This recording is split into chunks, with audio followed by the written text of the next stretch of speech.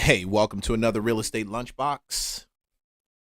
Like the boys in Detroit say, what up, doe? It's your boy Lee. Yeah, you see the Philly hat, but I'm still hailing from Atlanta. My two favorite teams, dude. I'm telling you, it's just the way it is. All right, thank you for joining me with another Real Estate Lunchbox. My name's Leon, 18 years in the real estate business, hailing out of Atlanta, Georgia. Investor, broker, uh, salesperson, helper, investing, normal, regular, don't matter.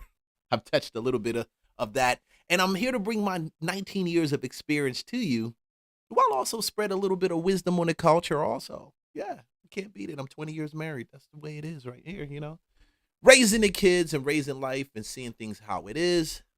I just put this segment together just to talk to you guys about what's taking place in the market and what's taking place just generally in life.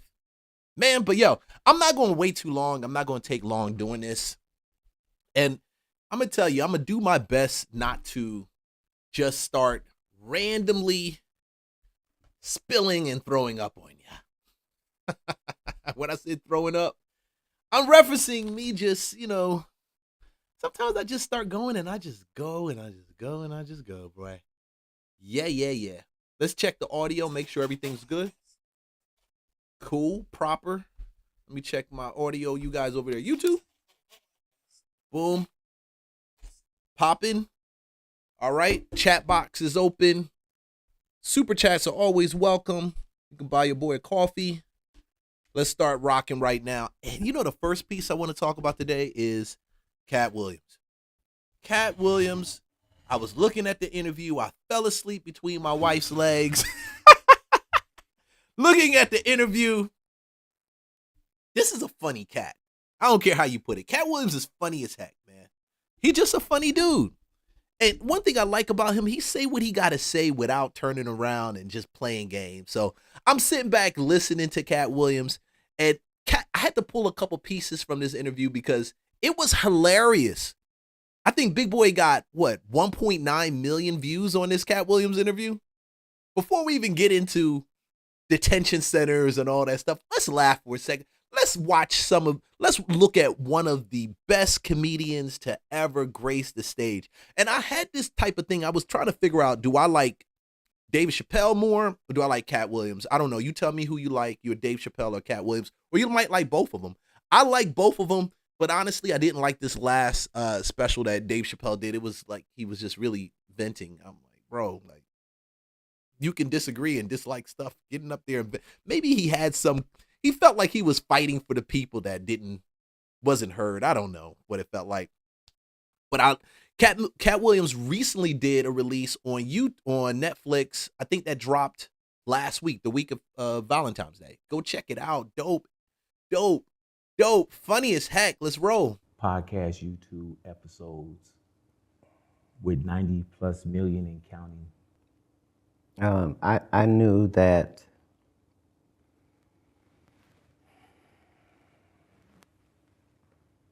I could make the most out of the opportunity, and that if I did it correctly, based upon the research that I had done on what makes the algorithm work, I had determined that you had to do this particular thing 17 times consecutively. And it will require every time the person watching went, that's not true. Right. It would have to mean that they would pause it and then go check real quick and then come back. It required a lot, but it was written. Dude, already when I pulled this snippet from it, he already is giving so much game on how to keep people locked in interviews and to go viral. And if you don't know, Shannon Sharp's interview with Katt Williams, I think that thing was insane. Like I think it was like 90 million or 91 million views. It's like the top viewed interview on YouTube in YouTube history. Sick. But I guess when you start calling people out and you start saying a bunch of this is what happens, right? You call them out and people are going to jump away from the screen because I was doing the exact same thing. So when he was dropping this in the interview, I'm sitting back like, dang, I did exactly that. I had to pause it, say, hold on, let me find out if what he said is right. Yo, this dude, he's a special, unique type of guy. When I say unique, like unique, I mean like one thing I get when I listen to Katt Williams, when I watch him, not even as a comedian, but just in these interviews, he drops not just a bunch of gems, but he has like this low key modern uh prophetic type of flow. And it's almost like, yeah, I know, but do you know about this or do you know about that? Well, this and this happens. And he's always throwing things out that they come to fruition down the line. A lot of people see, here's the reason why I say a lot of people believe you have to be this religious, Christian, perfect, doing all these. God is not looking for perfect people. He's looking for people who's humble in heart to listen to him and to accept what he did. And I really feel like Katt Williams sees himself as a son of God. And dude, that's all that matters, right? That's all, because God sees him as one. To do the maximum amount of damage possible, and then it was scaled back, and the knockout punches were taken out, just leaving the jabs, so that whoever I talked about, I didn't completely blow their spot up, but I did pull their coattail. Because when you think about it, like, they're not going to believe that you're the mafia don unless you go in the room, take out all 5 families at once, and walk out, and then walk around unscathed afterwards. Like, that's really the only way anybody would believe it. Yeah. Otherwise, it'll just... And so when we saw those were the jabs. Yeah. Hey man, you know what's wild about that shit? I had like nothing with you, no beef, no nothing. I watched that motherfucker and I was like, shit. I'm sitting up here like, man, did he get in contact with my ex or what the fuck? Like, I think a lot of people, Katt, was on, and I go home to my wife, all kind of shit, but I'm like, everybody was watching that shit like, what's next? And the crazy shit about it too, Katt, I don't know if you didn't have a tour. You're always doing something, but there was no promotion. Like, even when I went to your social media, right? Usually when somebody break the internet or somebody got all these views, right, they got clips on their pages, they got some agenda, like, yeah, come check me out. Y'all didn't see nothing. Wait till you come and see such and such tour. I went to your page, Katt. It was nothing. Yeah. And that's the weird thing. He doesn't promote on social media like some of these other guys promote on social media. I mean, I haven't been to Chappelle's, but you go to like Corey Holcomb, you go to some of these other comedians, like they'll be on their page and they're always promoting. And that's cool.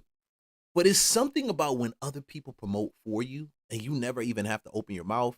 That's the type of thing I see with Katt Williams. It's almost this word of mouth that kind of flows, and he's like crazy. I see how that's gonna be clipped. That was just as good as Shannon's. Shit, Come on, man. I didn't when get you went, you. well, what? Did he what? I wouldn't ask you about that. I didn't ask you about a file. Come on, Katt. Come on. Yeah. So one of the jokes that I discussed on the tour is the fact that they would have these parties in the Hollywood Hills, and then they would have a parking lot where they would shuttle people up. So everybody would meet in this parking lot, and they would send shuttles down to, Diddy's parties. And so I wasn't ever invited to the parties, but I was invited to the parking lot because I knew the people that ran the shuttle service. You knew them too, as it turned out. But yeah, I would go to the parking lot and I would watch them all go up there. And, they would be thinking I'm coming later. I would just be on the car having a grand old time, smoking and laughing and watching everybody who's going. And yeah, so you can't tell me what goes on because 5 hours later, I'm still in the parking lot when they come down. And, just to see all them big time Hollywood men that I just watched go up there, they all come down off the shuttle and looking sad in the eyes, and all of them wearing Sean John and looking oily, and they all walk crazy like this, and their shoelaces were always untied. I don't know why. Their shoelaces were always untied. And then they would get in their car and they would drive off standing up, big boy, with their head out there. All of them. And I couldn't believe it. But one of the highlights of my Hollywood career, you know. But you can't tell me, because I was there to see on both ends. Hey, man, you know what's wild? Yeah. Homeboy said he sat in the parking lot watching jokers go up and then come back down. I don't know sometimes if Katt Williams is just playing or if he's for real. Some people say he's playing. Nah, he's lying. And he knew after he dropped what he dropped and the way that he dropped it, with the Shannon Sharpe interview, everybody was going to want to be on there to clear their name, to make their point. Now, was he sitting down in the interview? I could see a Katt Williams sitting down in not an interview, in a parking lot and watching them drive up there and then watching them come back down. And yo, I'm telling you, if you invite Katt to a party, shoot, he gonna tell on you, yo. He gonna tell on you big time. Katt Williams is going to tell on you big time. And the crazy part about it, he don't even put, like, the last part, he spoke everybody's name, called them out. Ain't not one person came out on Katt or did like this real crazy video coming at him. They don't like him. And he even said in this interview, man, does he think about his safety? Yeah, he said, but that's it.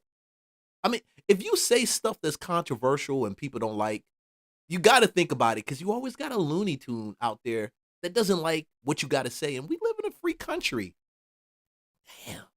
Let the dude say what he got to say. And that's what I don't like about the things we deal with right now in this climate. It's just crazy, bro. It's really crazy. I'm about to get y'all gassed up. Blah, blah, blah. Let's go over here to this. Man, I want to do a reaction to this real quick because this is very interesting. I was flipping through TikTok when I was getting some of this stuff ready, and we're going to talk about some of these detention centers that are out here, man. We'll talk about that. We'll hit the detention centers. We'll talk a little bit about ICE. What else I got also planned on this? I got some property tax. We can talk some property tax stuff. Yeah, Barack Obama. Man, I saw this story. I definitely want to cover, okay? And then let's talk about what's happening with some of these colleges and these computer science degrees that, shoot, I'll never have my kid go for it. I may get everything done. I may not get everything done. I know I'm about 13 minutes in, just cracking up right now. So let's rock with this real quick. I've been in ICE custody 2 times, one for 2 weeks and another for 7 months. And I can tell you now, this whole protest, ICE is probably the dumbest thing people could be doing right now. I mean, right there alone, that's enough for me. When I heard it, I said, that's enough for me. That's enough. Ridiculously stupendous. Number one, majority of immigrants that get picked up by ICE will have their day in court, and depending on their status and their history, they will also have the opportunity to bond out. If ICE wants you, they're gonna get you. Why, as an immigrant, am I not worried about ICE? Well, because I already have court. I've already bonded out the system. As long as I don't violate my bond conditions, I don't have any problems to worry about. If you really want to help people that's getting rounded up by ICE, it won't be done by you protesting. It'll be done by your pockets. Because do you know how many people is in ICE custody right now that do have a bond, but they can't bond out because you need to pay the full thing? They don't do 10%. Do you know how many people have to try to find pro bono lawyers because they can't afford lawyers? In my time in ICE, I've met plenty of people that attempted to avoid ICE. And yes, for a little while they were successful, but ultimately they gonna get you. This may sound like a conspiracy theory, but I honestly believe that politicians are playing these protesters like fiddles to incite violence and insurrection so that they can have... Come on. I've been telling people this. This is not, these aren't just random people going out there protesting and they just mad one day and they just woke up. No. Arizona to Minnesota is sparking over there in Philadelphia. These are coordinated events by these politicians, along with these nonprofits and activist groups, in order to unsettle it and make it so uncomfortable for Donald Trump and ICE, DHS, any of them, any that oppose their sanctuary city status, to make it uncomfortable for them. And it became worse when Donald Trump was going after the money over in Minnesota. Because now you're taking away the voter base and then you're taking away the money. And if you don't got voters, if you don't got money, what else happens? You out the game. See, I can say that and we can get on these videos and do all of this commentary. We can do reaction videos. We can say all the stuff we want to say. People listen to it and they'll go to the next video. Yeah, swipe to the next, swipe to the next. But it's different when you get somebody that's a survivor that went in twice. Homeboy got freaking stripes. Oh no. Dude, homeboy got stripes. I don't know how you can be a twice survivor, ICE, and you got a show up date, but it is what it is, right? He could be like one of those people which get up here and oh, ICE stopped us and they're taking all of us and dragging all of us out the country, and you need to stop, you need to blah, blah, blah. They'll tell you half the story. You'll get a bunch of emotions. And next thing you know, we got kids picketing in schools and protesting. And when you hear the real people, because none of those jokers that's over there protesting, none of them have been in real ICE custody as an immigrant, as an illegal immigrant, because we are a nation and is somebody down the line. We were immigrants at one time, every single person at one time, until we became citizens of the country, have families. But an illegal immigrant, you got to listen to him speak, because when you hear him say it kind of changes the context of all of this. And if it doesn't change the context for you, then you're stupid. You're just dumb. You're just dumb. You just want it to be your way, and that's all you want. And I get it. Little kids act like that. My kids do the same thing. No, I'm right. No, I'm right. And then I smack them in the head up like, bro, son, you're not right. You're not right. That bed is not made up, you know? But that's what we need. And I think more people who are survivors of ICE should come out instead of trying to be whatever they trying to do, draw sympathy. They believe that sympathy is going to keep them, I guess, in. However, homeboy he dropping dimes. A better opportunity at the polls. Because if there wasn't so many people impeding investigations and getting in front of ICE and fighting them and all that other stuff, all of this violence and that lady passing away in Minnesota would not have happened. I said the same thing. All the violence and the lady passing away, none of that stuff would happen.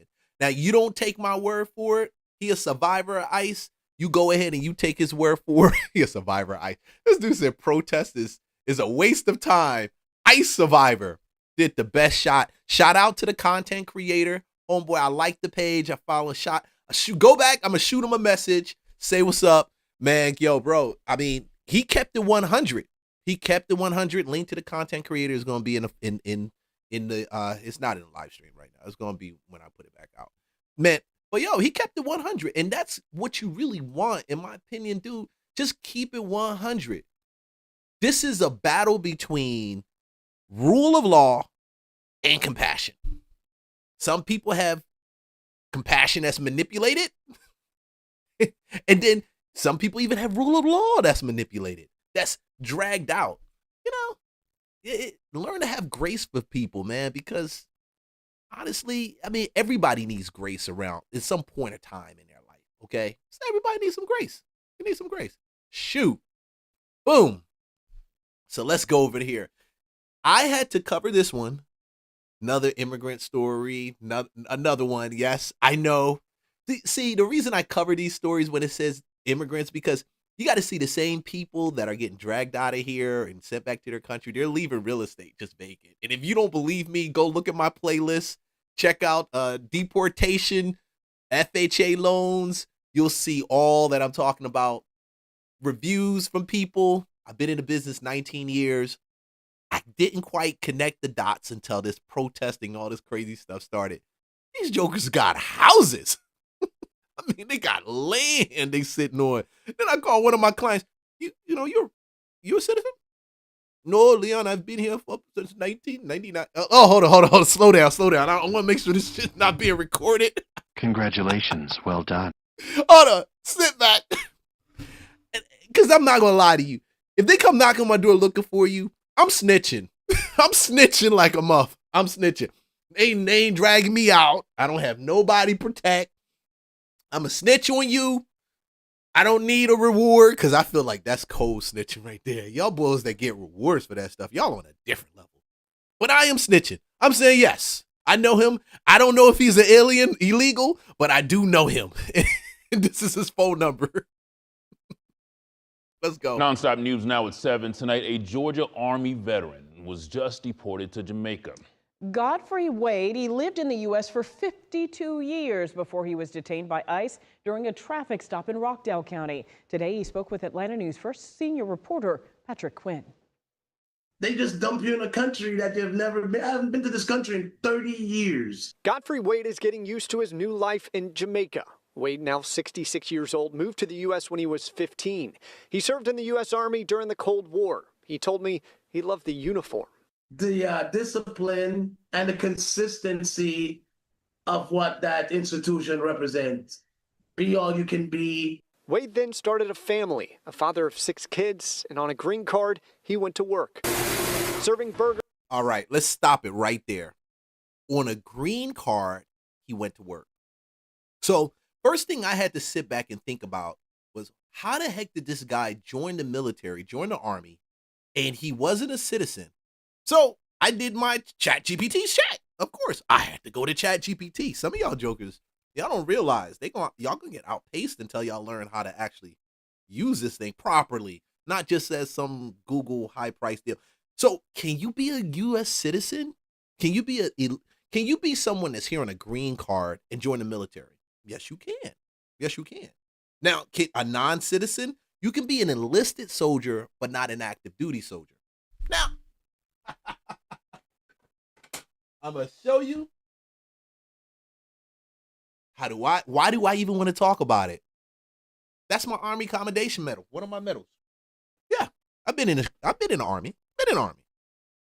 Now, I'm going to blow your mind. I was in the Army and I was a citizen in the Army. I didn't come here I wasn't born here. I came here when I was 2 years old, 3 years old. And the thing that my mom did that was the best thing in the world and my pop did, my pop was an engineer, my mom an accountant. Yeah. I don't look African, but bro, I don't care. I don't look African. I know.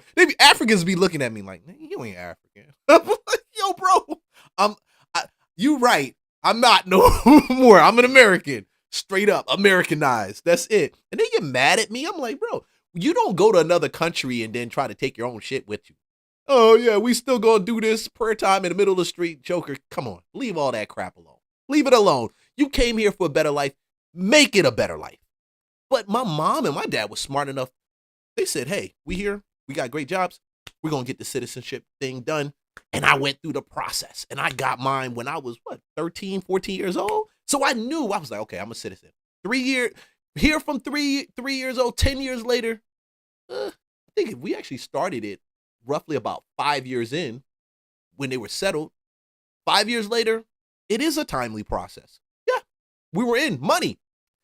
So I had to do some digging. I'm like, how do you be in the U.S. military?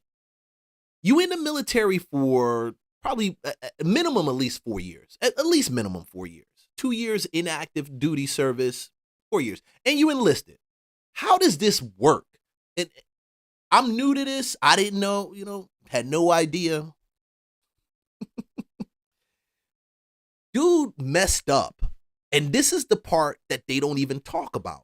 You'll see this at Atlanta Alive, news, and they'll draw the sympathy from people, which I'm like, yo, I'm sympathetic about it. I'm okay. But when I started researching, I said, hold on. You mean to tell me you can become a U.S. citizen and apply for naturalization your first day in the military? And we're talking about 50 years later. What was it? 40 years later. Homeboy was in for at least 4 years, never applied. And what's crazy is when you get in, they will expedite your naturalization. That means you go through all the background checks, all the stuff, you learn all the information. Negro, you need to know where the hell these cities are that are in this country. You do need to know. You know that, right? You know you need to know, right? I'm just saying you need to speak English, plain and simple, okay? So they expedite it. And you know the $700 fee? They don't even charge you the $700 fee. You have the benefits in the military serving. And I felt that was right. I was like, dude, it makes sense. If you're going to lay your life down in whatever position that you choose in the military, you should be able, you should have some benefits because you're laying your life, you're giving your life in. I know people that do lifetime bids in that mug. Yeah, they thought I was going to be a lifetime bid, Sergeant Duncan, Airborne Duncan. They thought you were going to be lifetime. I said, no, I wasn't. But you got those opportunities now. And then you turn around. Only thing you can't do, too, I was looking at it. You can't do anything that involves high-level security clearance. That means you can't do special ops. You can't do military intelligence. See, I was a citizen, naturalized citizen. I could do military intelligence. I was part of military intelligence unit, airborne unit. So I was like, hold on, what's going on? Is this even true? Look, I'm getting messages. People know. Oh, I'm like, is this even true? I thought it was fake, but it shows me how the media garnish, how they take situations and they try to manipulate it and bend it to get the emotions from people. Oh, this is an injustice. Now, granted, I do believe you've been here for a long period of time. We should look at that instead of just throwing people out. But I'm gonna be honest with you, Joker had a lot of fucking time to get it right. He had a lot of time to get it right. A lot of time. The Battery were in 2021. Congratulations, they are the winner of this week's Golden Spatula Award. He even received a Golden Spatula Award from this station after H&F Burgers got a perfect health score. Anybody, you can call anyone at the praise organization and they'll tell you about Godfrey Wade. In September 2025, during a traffic stop, Wade was taken into ICE custody, tied to a prior immigration hold. Godfrey had missed an immigration hearing back in 2014, a hearing Wade's attorney told me he never knew about. You're supposed to have notice that you have to be there. That never happened. They then start sending letters to an address that was not associated with him. Wade was... See, and I gotta say it again. This is accountability.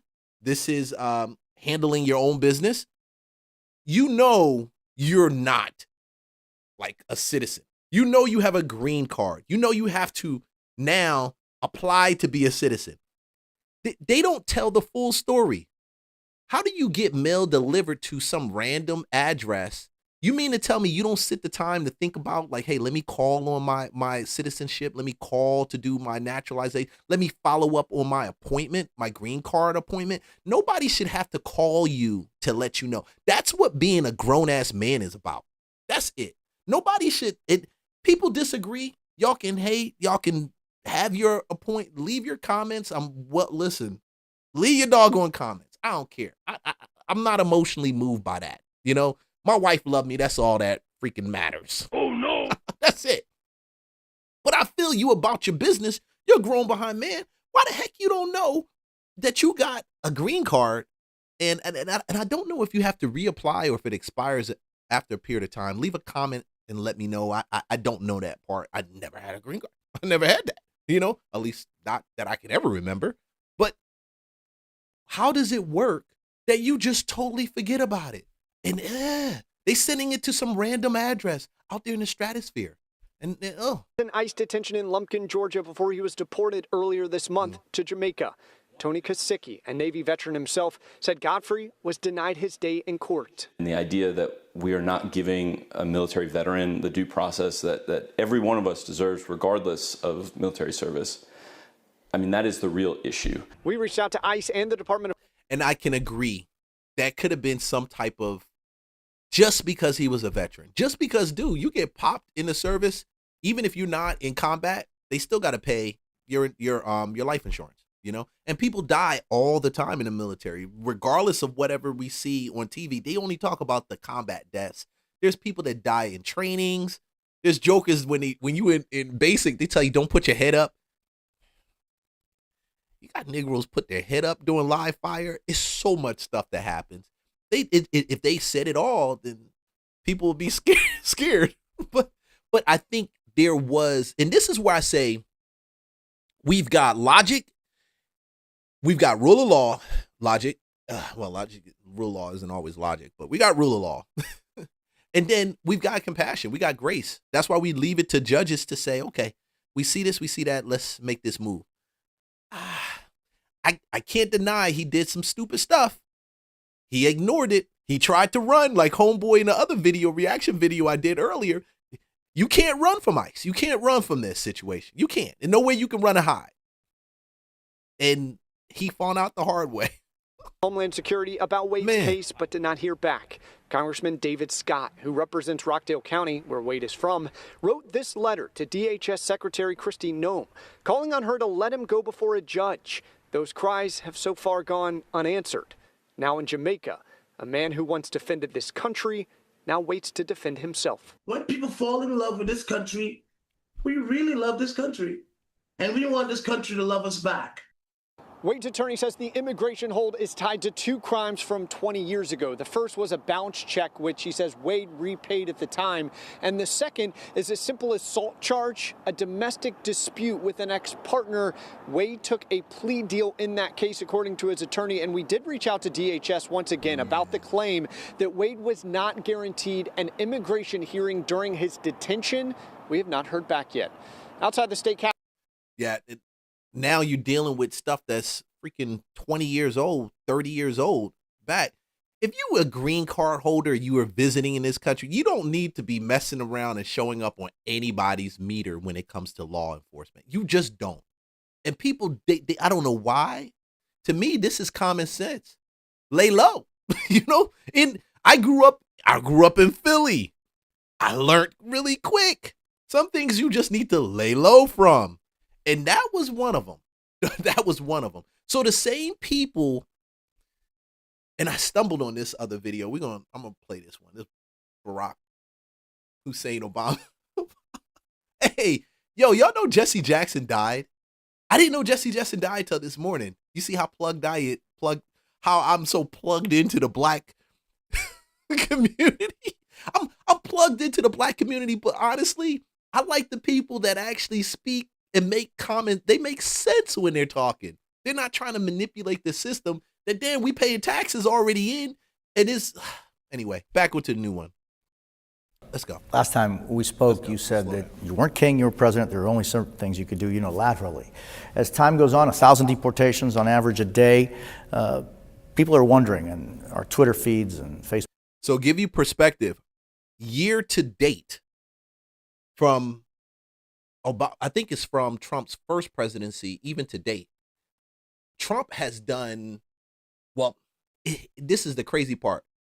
They say 308 deportations, but what they are missing is that a large percentage of that, I think 85 or 90% of that was roughly self-deportated people that took the $1,000, $2,000 and they left.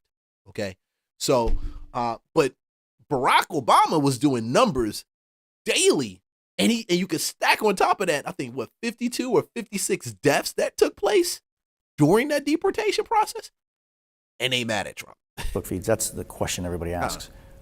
Won't you at least consider unilaterally freezing deportations for the parents of deferred action kids? Yeah. Here's the problem that I have, Jose, and I've said this consistently. My job in the executive branch is supposed to be to carry out the laws that are passed. Cold as ice. Congress has said, here's the law when it comes to those who are undocumented, and they allocate a whole bunch of money for enforcement.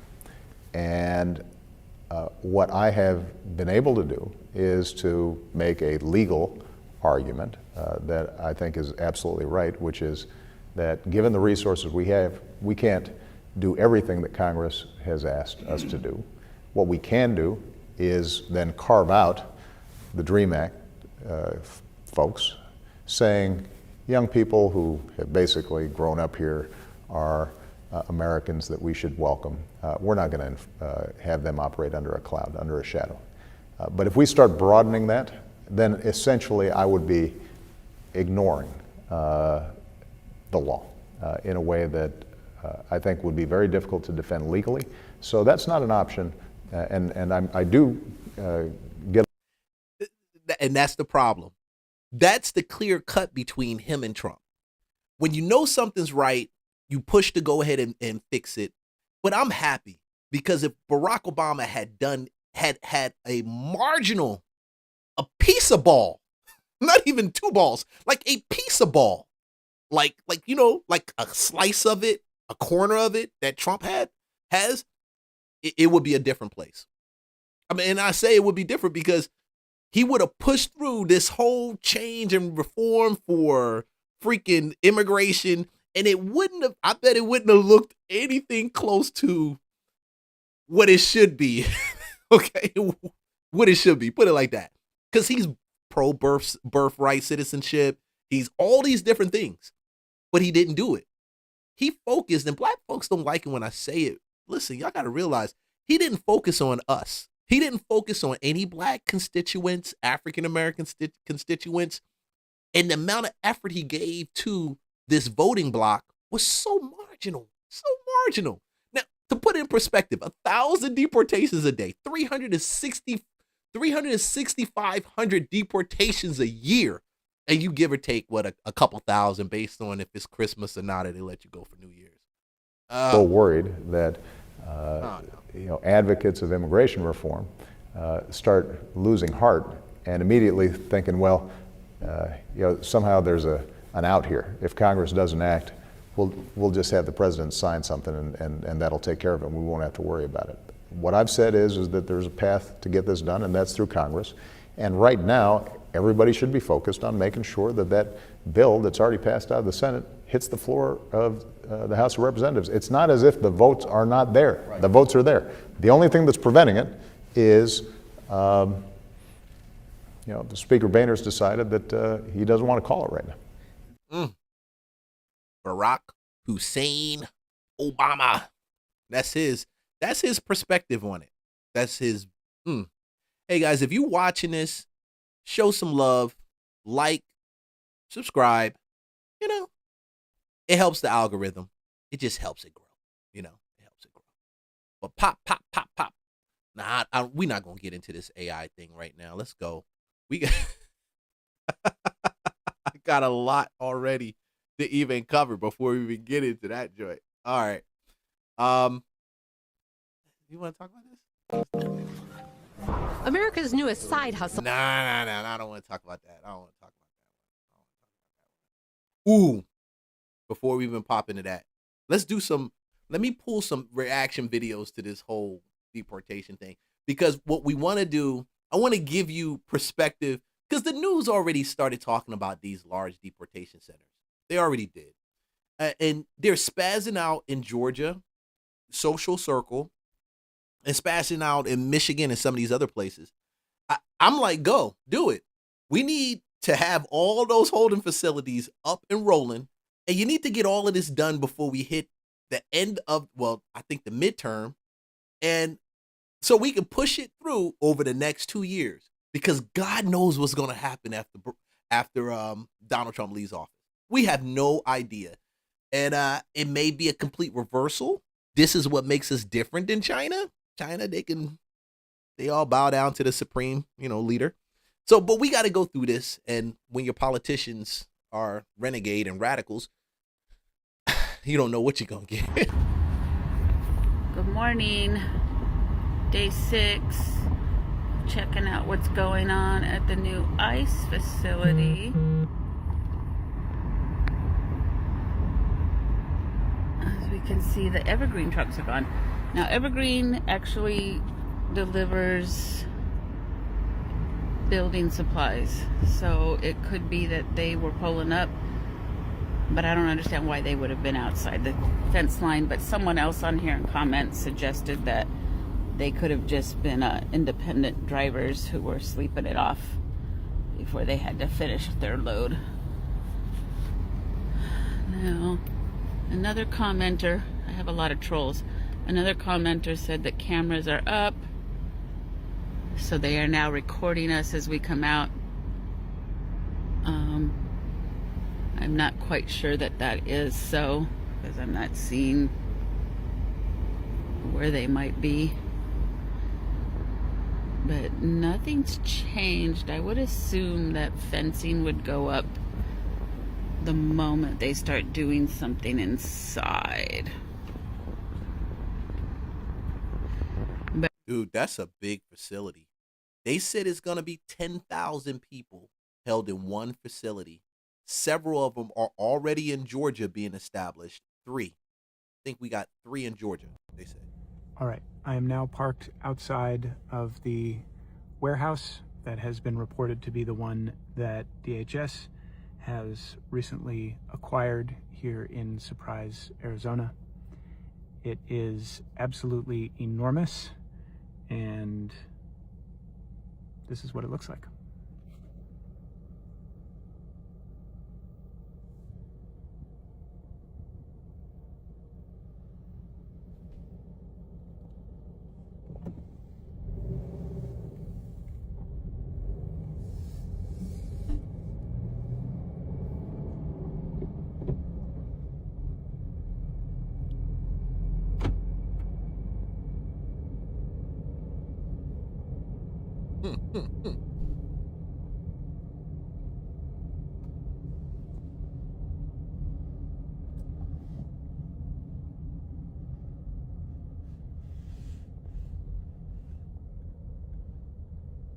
Dude.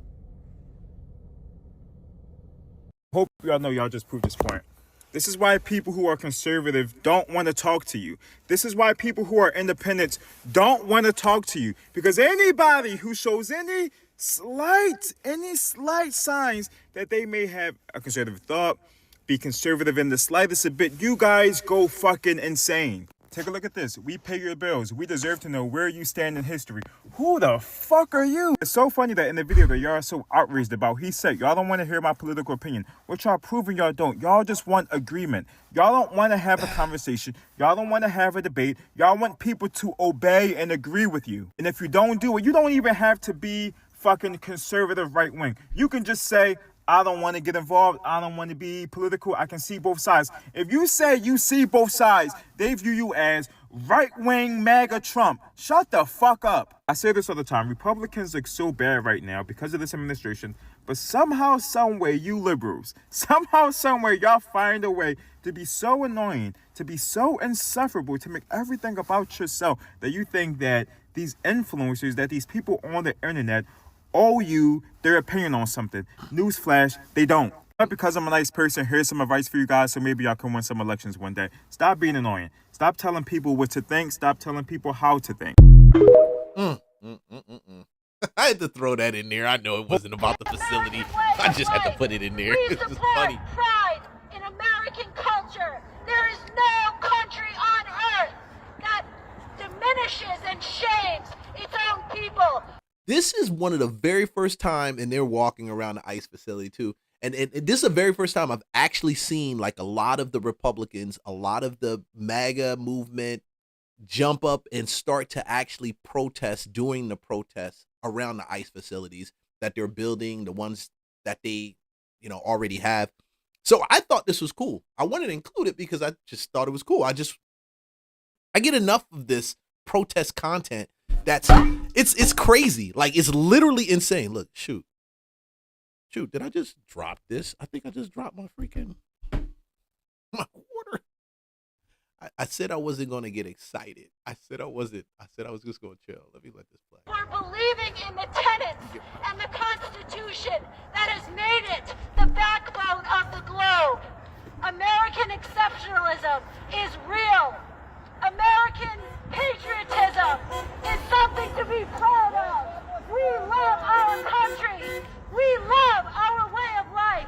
We protect our women and children and prioritize Americans over all others. We are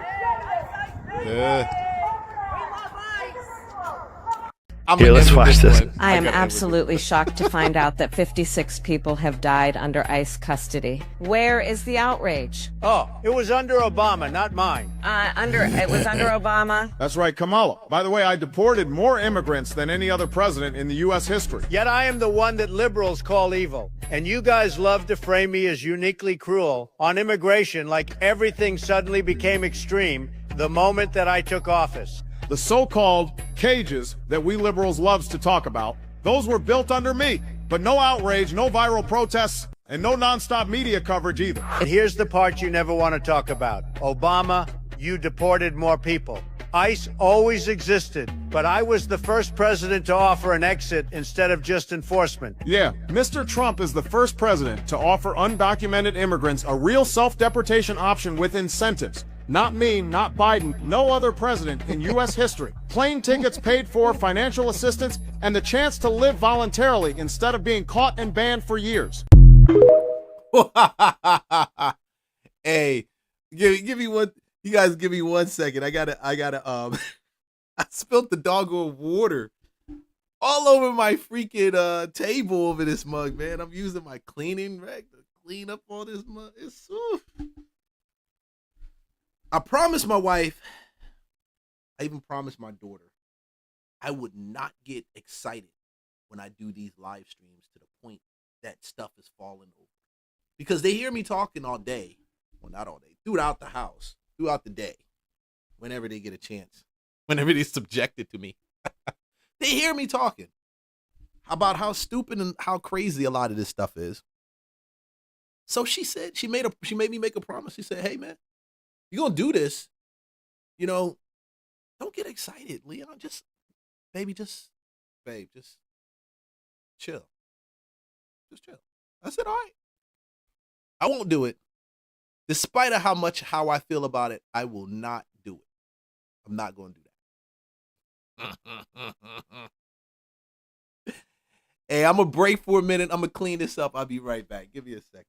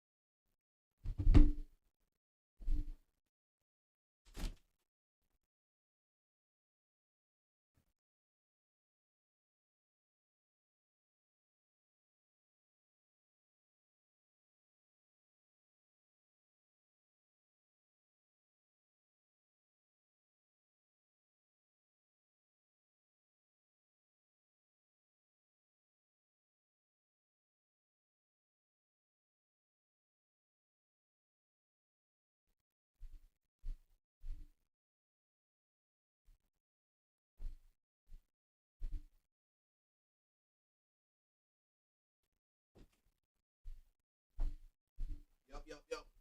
A smart man has multiple streaming boards. So I hope I didn't get this thing wet, man. Shoot. Well, I guess I'll know when I push the button, right? I'm gonna push it, and it's gonna sound like it's underwater. Dun, dun, dun, dun, dun. Look, I have nothing better to do with my time. Let's go into this. Boom. We're gonna pull this up. Let's do this one more.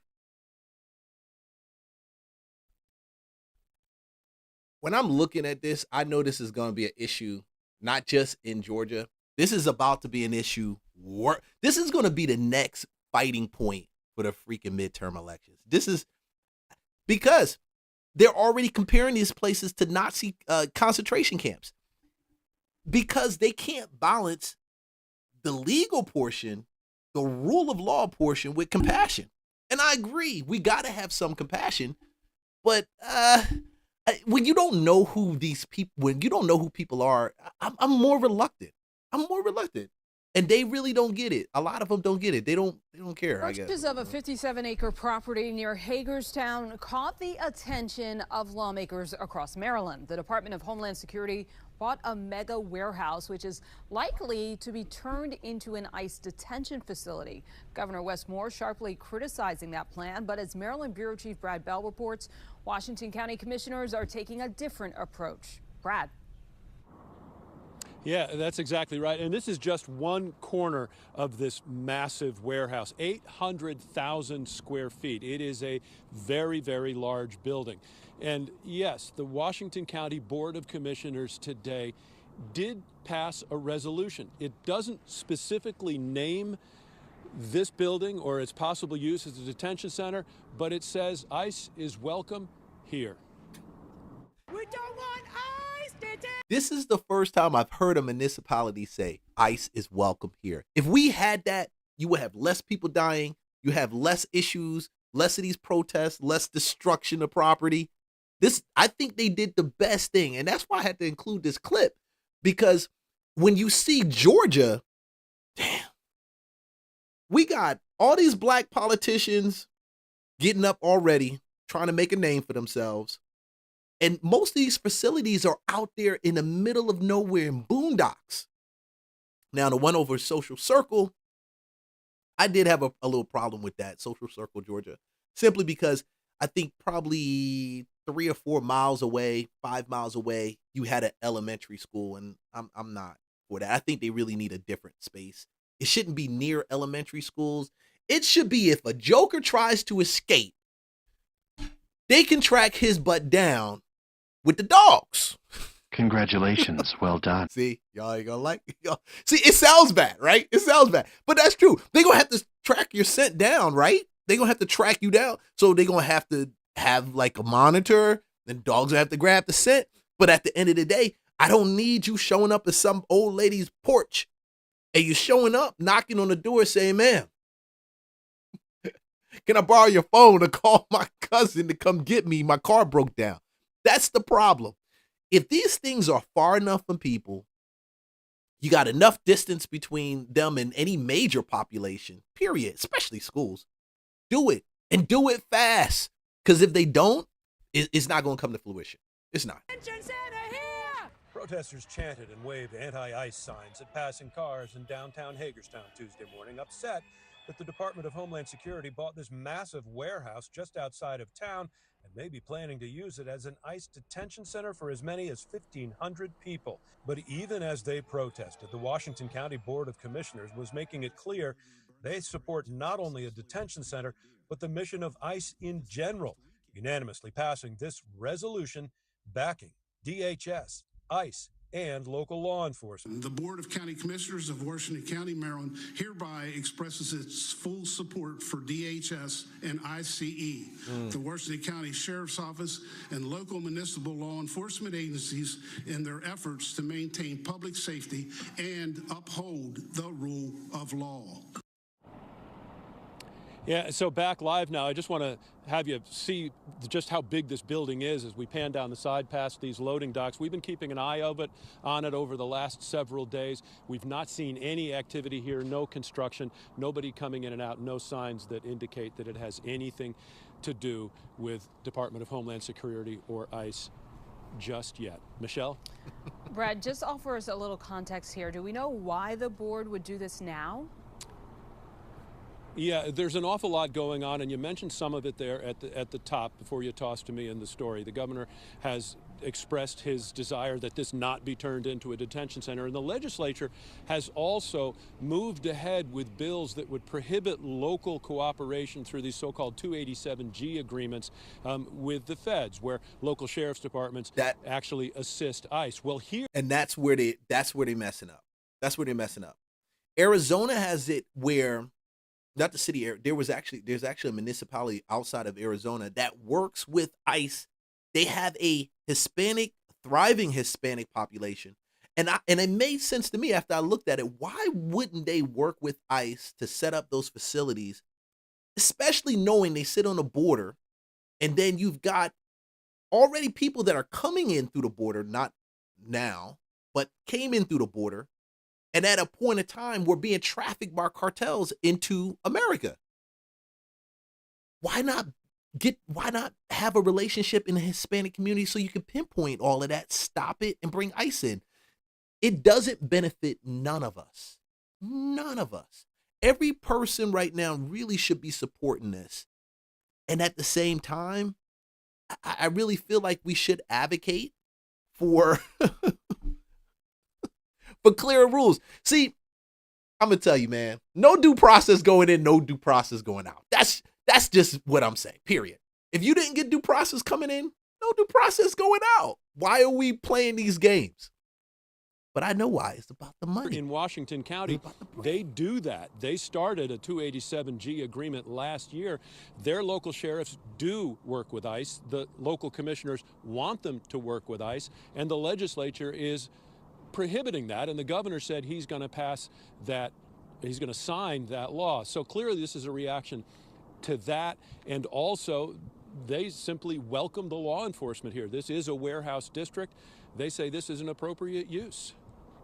So just to be clear here, Brad, you're not seeing any signs of work going on there to convert that facility to a detention center, right? Yeah, no, nothing just yet. They working at night. They working at night while y'all sleeping. They working at night. I have reached out to ICE. I've asked if they could clarify their intentions for this building. I've essentially been met with silence, and I understand they're not commenting on it. I also asked, why do we do this? Why do we want to ask them to tell us their plan so they can go ahead and tell everybody what the plan is? I don't get that. I've never understood it. You want people to tell, you want leadership to tell you, ICE, to tell you what their plans are. To me, it's the same thing as you want them to take off their mask so you can snap a picture, filter it through whatever filter you put together, and find out where they live. If you came to my house and I was an ICE agent, I'm not, don't come to my house, and you knocking on my door, my wife is instructed. Any sign of aggression will be a reply of aggression to you. Because that's what that's the only thing that happens. The frustration of not being able to change a law can't be taken out on the people that's enforcing the law. If you're frustrated, you need to go ahead and go to Ilhan Omar and some of those other ones rolling around there. for some reaction to this passing of this resolution today. No official response to that, but one ICE staffer I spoke to did say, well, they certainly welcome it. It's good news for them. Brad Bell reporting live for us in Washington County. Thank you so much, Brad. And right now, Maryland does not have an operational long-term immigration detention facility. Not yet. Not yet. Not yet. Boom. Hey, man, let's cover this real quick. All right, cool. Man, I had to throw this up. I told y'all, I'm getting better in keeping my live streams under 2 hours. I am literally at an hour spot right now, and I'm doing, like, I'm just not talking too much, not saying a lot of shit I'm supposed to be saying. I'm trying to just do it right. Please comment and let me know, Leon, you're doing it right. Or Leon, say some more. Or Leon, you're BS. All right, cool. So, voter ID. Voter ID. My statement on this voter ID, I'm going to tell y'all.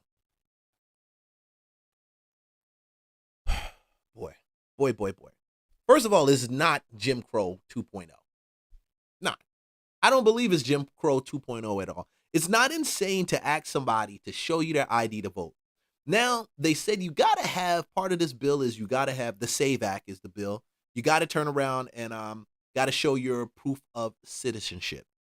Your proof of, like, through your birth certificate, naturalization paperwork. You got to show you belong here. And I don't think that's far off. I don't think that's something that's extreme in asking someone. The problem that I have, or the problem that people have, I would say problem that they're going to have, that I have, that they're going to have, is that jokers don't keep good records.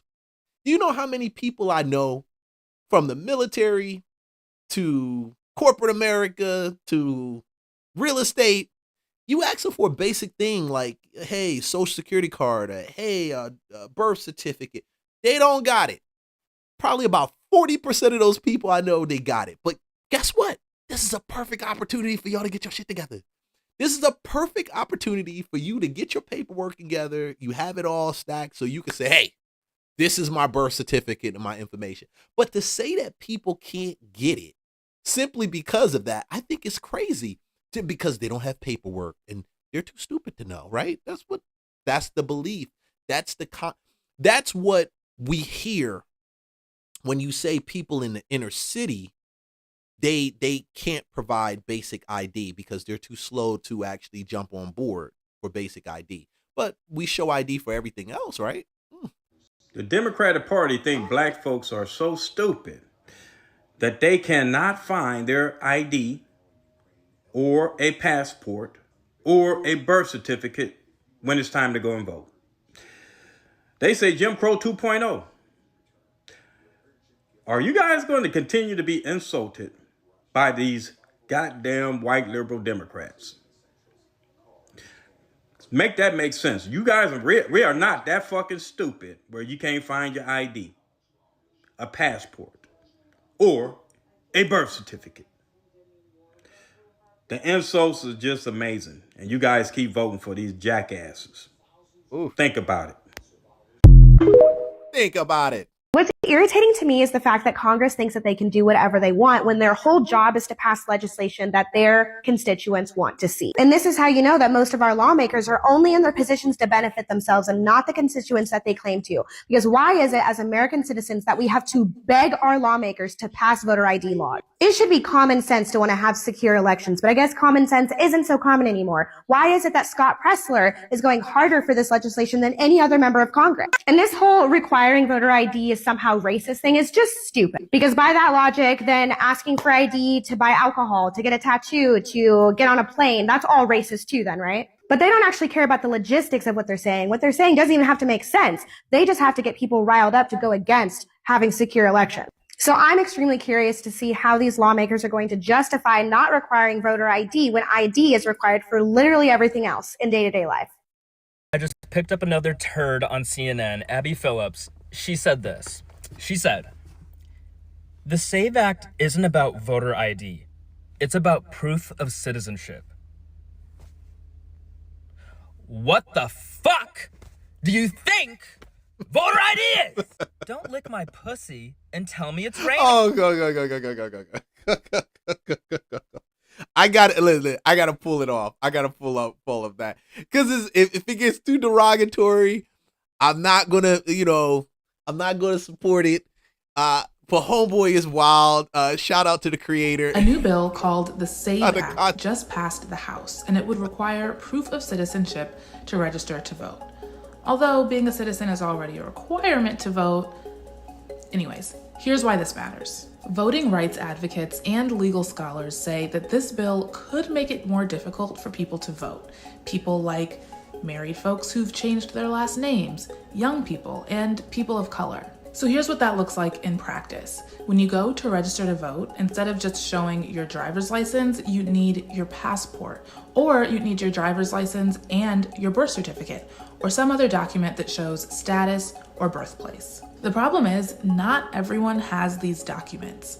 According to the nonpartisan Brennan Center for Justice, over 9% of American citizens of voting age, which is over 21 million people, don't have proof of citizenship readily available. The Brennan Center also writes that the bill would, quote, functionally eliminate mail registration because it requires people to present documentary proof of citizenship in person. Now, the bill's sponsor, Chip Roy from Texas, calls these concerns, quote, absurd armchair speculation.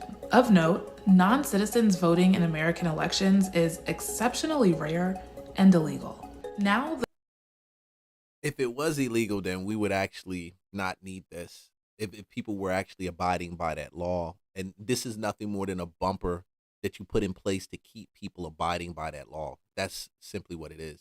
It's rare. It is illegal. But if this is not put in place, that rarity will become more consistent, especially knowing that some people out here on the opposite side of the aisle, they want that voting block to show up and show out. Period. Period. So she's not wrong. It is semi-rare. It is illegal. So it shouldn't be a problem for us to do it, right? That's my opinion. And I'm going to stop that right there. Cool. Ooh, man, let me go use the restroom. This is no joke.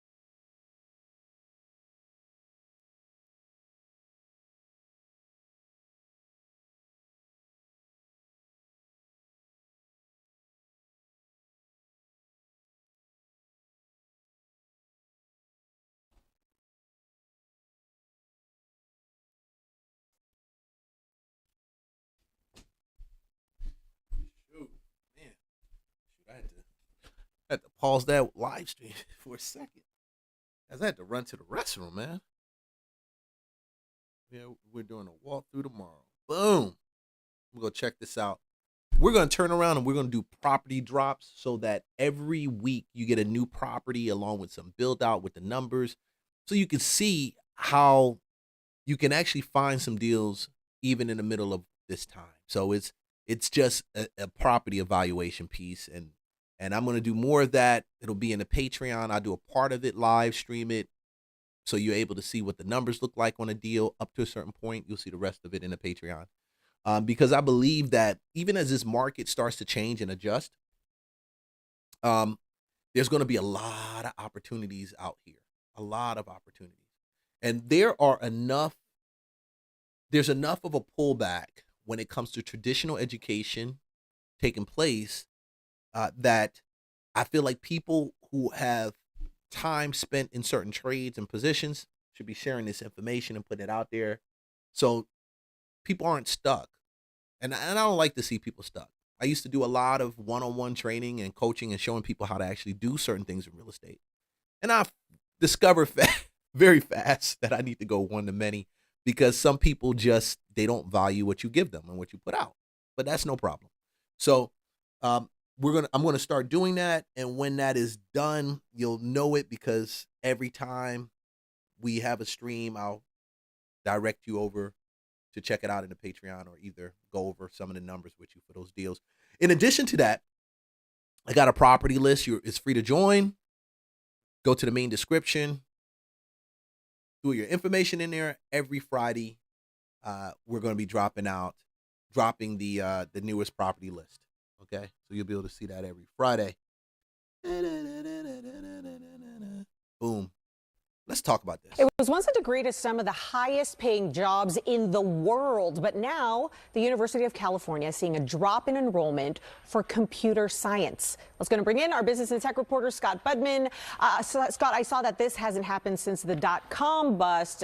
So is this a bad sign for tech? You know, it really could be, but things are a little bit different than they were back in '99 and 2000. And Audrey, as you can imagine, when all those stocks fell and the companies went out of business, it was really tough for a young person to say, you know, what I want to do right now is get a job in tech and get a job in computer science. Since then, though, as tech has gone up, a lot of the people have said, hey, CS is a great way to get in there. I'm going to learn to code. I'm going to get an entry-level job. And it's only in the last couple of years we've seen those jobs decline. Why? Well, of course, artificial intelligence. A lot of students coming out of of school with that coveted computer science degree, only to find out that either the internship or the entry-level job is being done by a bot. And that is discouraging a lot of people. And so for the first time in quite some time, all but one UC campus, we'll get to that in a minute, has seen a decline in computer science degrees and majors. Students are just wary of, and parents, frankly, spending all that time and money and effort to come out and find out that your job, at least your entry-level job,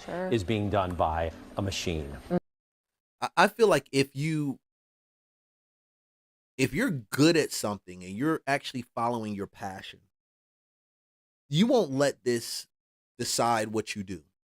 Because even if tech and AI, even if AI is doing what it's doing right now, and they say is replacing white collar jobs, or in the next 12 to 13 months, AI is going to replace white collar jobs, I'm going to tell you that's not true.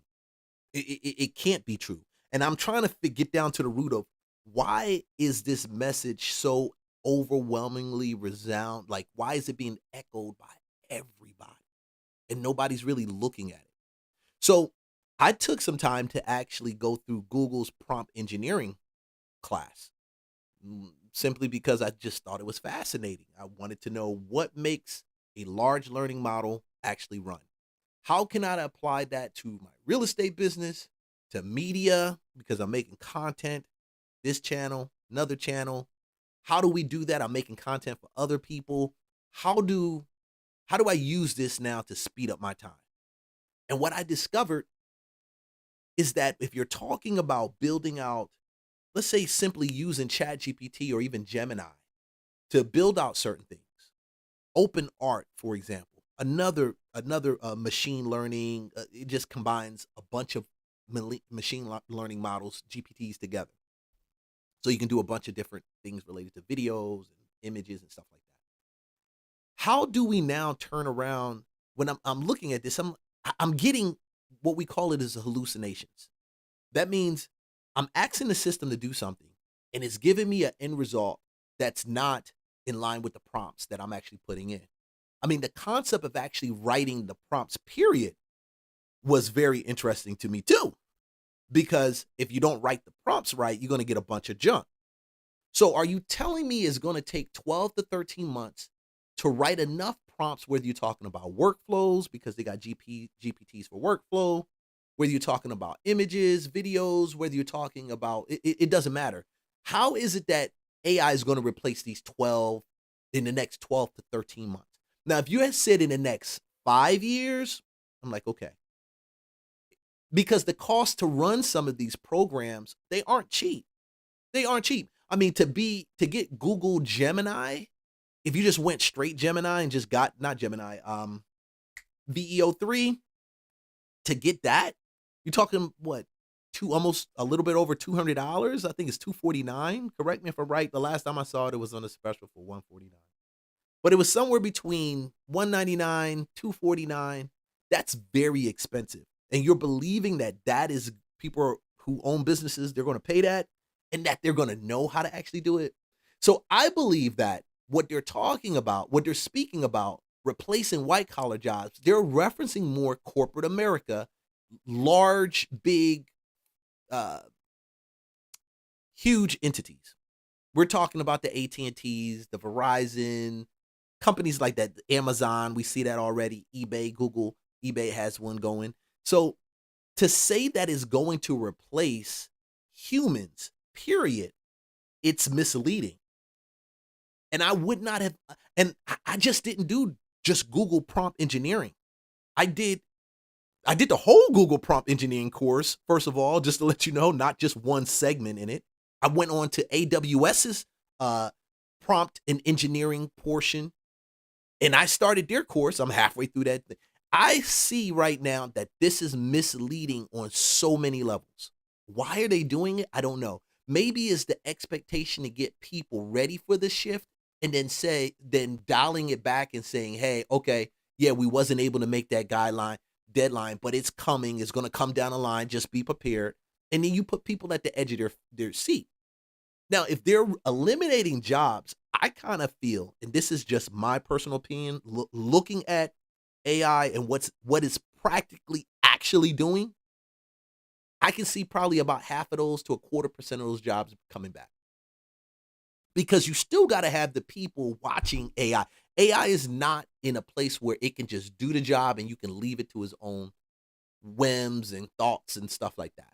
You're still going to have people that's monitoring the workflows, that's monitoring the outputs that come in from the input, that's even correcting input that needs to be changed based on situations. And so I think they're playing this like wrong. But I do also believe that this old quest to get these computer and science degrees, that's done. That's done. Because you're still, well, not in the capacity that we used to before. Because you're still going to have people writing the software for AI anyway. So it's weird to me what they're talking about. It's weird. It's very weird. But if you think that I'm tripping and you think that I'm wrong about this, I need you to leave a comment and tell me exactly why. Because from me putting the money in and going through these courses, I don't see how AI can support the white collar workforce in the next 12 to 13 months, even with the innovation. There's so much money they're dumping into it. NVIDIA, all these other ones, and these are being done, honestly, is being done. If you look at if you look at the profit loss sheet, if you look at some of these larger companies and just the loan money that they're getting to build these large learning models out, it's insane. It's no way you can turn profitable that fast. No way. So it's something more going on, and I'm always digging through, trying to make sense of it, because I know what they put in the media isn't always what's true.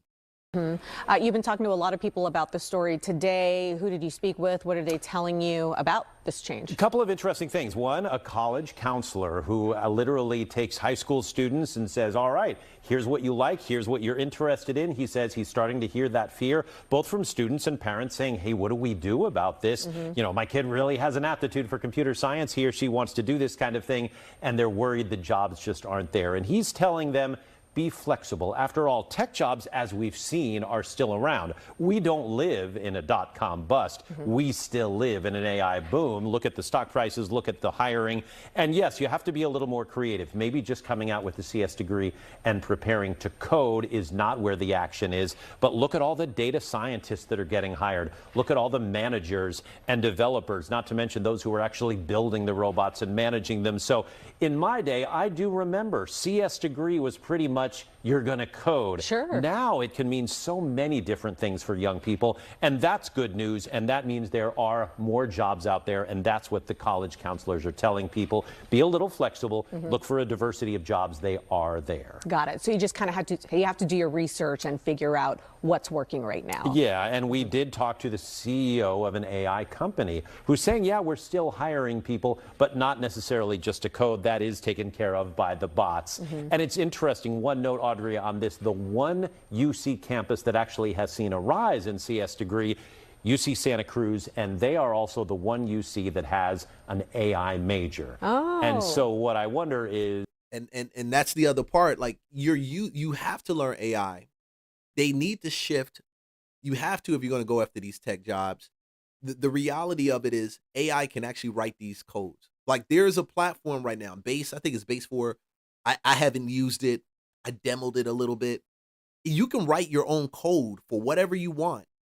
You don't write it. AI writes it. You just literally give AI what you want in words or what you want written or done, and it will write the code for it. Copy, paste the code on an existing whatever you have. If you're doing it through Go High Level or whatever platform or WordPress, however, boom, you got a website. You can literally make these websites in a matter of minutes now. Matter of minutes. An hour at max. But AI does all the coding. So when I'm looking at it, the key is writing the prompts. When we teach our kids, and this is the problem, when we don't correctly when we don't communicate effectively with our children on what's coming down the line so that they can be ahead of it, we're going to have these low declines, and we're going to have people and kids out here saying there's no work, no jobs. Nothing to do. When all the jobs are right there in this new space, in this new field. This is as big as freaking the internet, bro. It's not going to change. It's not going anywhere. People don't want to hear it. They get tired of hearing about AI and computer science pieces. Maybe that AI major is saying, be flexible, look for a diversity of jobs, like the high school counselors are saying, because they are out there. They're just not coming out and coding right now because that has been largely taken over by machines. Sure. You know, we talk about tech a lot, and Wall Street as well. We've seen, you know, stocks. It's pretty much like on a roller coaster when it comes to this. So what happens to these students, let's say, if the bubble pops? It's a great question, and they might be a little better prepared than back in the late 90s, early 2000s, because everywhere you look is data, for example. So the data scientist right now is not going to be out of work for a long time. Sure. Robots are hot. Even if the AI boom cools, people are going to want robotics in the home. They're going to want autonomous cars. Those things are gradually growing. So the jobs are going to be out there if you can be flexible. And as adults, we're told that in our careers. Hey, you may have to change gears once in a while. And if you want to keep working, be flexible. It's something we've gotten used to. And so I think this is just what young people are starting to hear, even at the high school and college level. If you love tech, there are going to be tech jobs out there for a long time. Maybe not just the one you're thinking of. It could be something different. And it's always beneficial to be aware of what the hot trends are, even month to month, not to mention year to year. Oh, absolutely. Yeah. And be flexible. Exactly. All right, Scott. Thanks so much. You bet. It was once a degree. Prompt engineering. I'm going to stand by that because I believe that's the fastest growing space right now when it comes to AI. I think it's the space that gives you the most flexibility. And you'll learn more about the large learning models through something just like that, prompt engineering. All right, guys, I am going to skip out. Do I have some other stuff I want to talk about? No, I'm good. Anything else that's very interesting for me to talk about? Yeah. Hey, guys, like, subscribe, follow for more content. Thank you for everyone at YouTube. Guys, you show me love. I appreciate you so much. Let's do this again tomorrow. We rocking. Peace. God loves you. Remember who you are.